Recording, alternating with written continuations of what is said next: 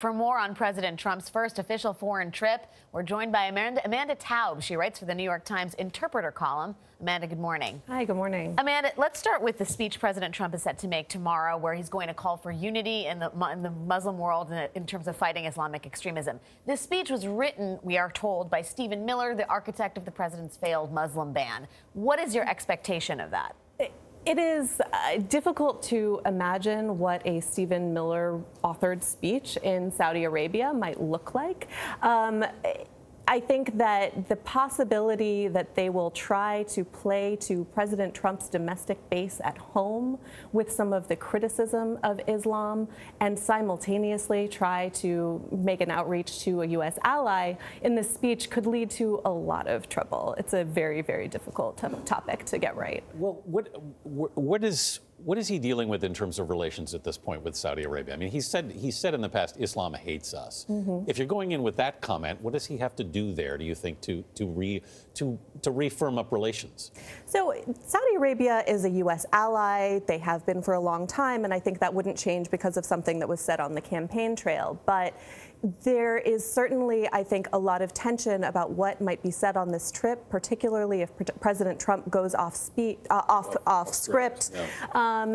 And if he says anything like that, I think that could cause a great deal of trouble on this trip. And then there's this secondary question of what will actually be in the script for this speech. And I think that there are a lot of questions about that, particularly because Stephen Miller is rumored to have written it.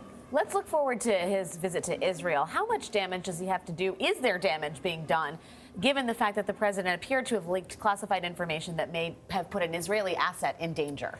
So I think that is something that is likely to cause a great deal of tension during this trip, both because people within the Israeli security establishment are going to have actual questions that they want answered about the kind of security of information they might share with the United States, but also because the backdrop of any trip like this is for the president and senior officials to be able to make a connection and make promises and agreements with foreign officials. And that calls into question whether the United States keeps its promises or whether President Trump might change his mind at the drop of a hat. He's also expected to meet with the Palestinian leader Mahmoud Abbas and says he wants to broker a bigger and better deal between the Palestinians and the Israelis. Is he going to make any headway here, do you think?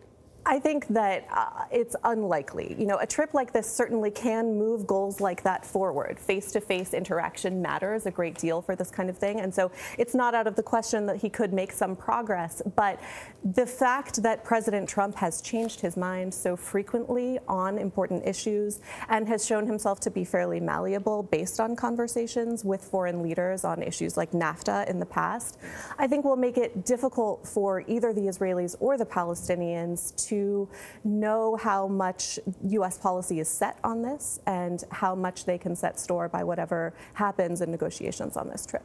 Amanda Taub, thank you very much for being with us this morning. Thank you.